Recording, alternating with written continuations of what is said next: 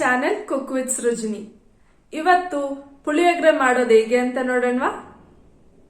ಪುಳಿಯೋಗರೆ ಪುಡಿ 2 ಸ್ಪೂನ್, ಕಡಲೆಬೇಳೆ, ಉದ್ದಿನಬೇಳೆ, ಕೊತ್ತಂಬರಿ ಸೊಪ್ಪು, ಕಡಲೆ ಬೀಜ, ಸಾಸಿವೆ, ಬೇಕಾದಷ್ಟು ಎಣ್ಣೆ, ಕರಿಬೇವು, ರುಚಿಗೆ ತಕ್ಕಷ್ಟು ಉಪ್ಪು.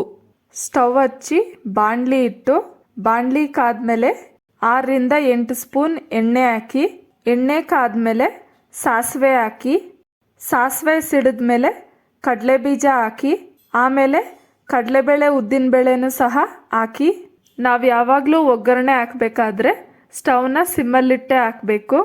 ಈಗ ಕಡಲೆ ಬೀಜ ಗೋಲ್ಡನ್ ಬ್ರೌನ್ ಆಗೋವರೆಗೂ ಫ್ರೈ ಮಾಡಿ.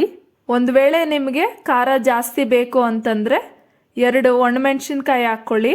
ನಾನು ಮೊನ್ನೆ ಪುಳಿಯೋಗರೆ ಪೌಡರ್ ವಿಡಿಯೋ ಹಾಕಿದ್ನಲ್ವ, ಅದರಲ್ಲಿ ಒಣಕೊಬ್ಬರಿ ಹಾಕ್ಕೊಂಡಿದ್ದೆ.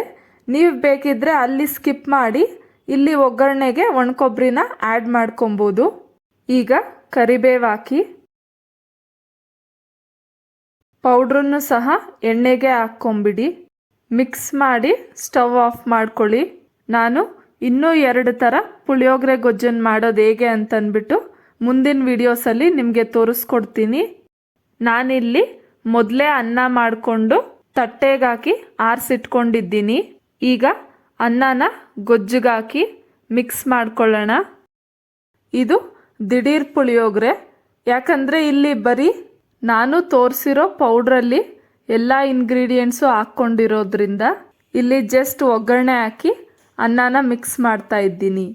ನಾವು ಯಾವಾಗಲೂ ಪುಳಿಯೋಗರೆ ಮಿಕ್ಸ್ ಮಾಡ್ಕೊಬೇಕಾದ್ರೆ ಆದಷ್ಟು ಕೈಯಲ್ಲೇ ಚೆನ್ನಾಗಿ ಮಿಕ್ಸ್ ಮಾಡಬೇಕು. ನಾನು ಅನ್ನಕ್ಕೆ ಆಲ್ರೆಡಿ ಉಪ್ಪು ಹಾಕಿರೋದ್ರಿಂದ ಟೇಸ್ಟ್ ನೋಡಿಕೊಂಡು ಆಮೇಲೆ ಉಪ್ಪು ಹಾಕಿ ಬೆರೆಸ್ಕೊಳ್ಳೋಣ ಅಂತಂದ್ಬಿಟ್ಟು ಇವಾಗ ಉಪ್ಪು ಹಾಕ್ಕೊತಾ ಇದ್ದೀನಿ. ಒಂದು ವೇಳೆ ನೀವು ಗೊಜ್ಜನ್ನು ಜಾಸ್ತಿ ಮಾಡಿದರೆ ಅದನ್ನು ಒಂದು ಬಟ್ಲಿಗೆ ತೆಗೆದು ಪಕ್ಕಕ್ಕಿಡಿ. ಒಂದು ವೇಳೆ ನೀವೇನಾದರೂ ಗೊಜ್ಜನ್ನು ಕಮ್ಮಿ ಮಾಡಿದರೆ ಆ ಗೊಜ್ಜು ತಕ್ಕಗೆ ಸ್ವಲ್ಪನೇ ಅನ್ನನ ನೀವು ಆ್ಯಡ್ ಮಾಡಿಕೊಂಡು ಬೆರೆಸ್ಕೊಬೇಕು. ಕಟ್ ಮಾಡಿಟ್ಕೊಂಡಿರೋ ಕೊತ್ತಂಬರಿ ಸೊಪ್ಪಿಂದ ಗಾರ್ನಿಷ್ ಮಾಡಿ. ಈಗ ಪುಳಿಯೋಗರೆ ರೆಡಿಯಾಗಿದೆ.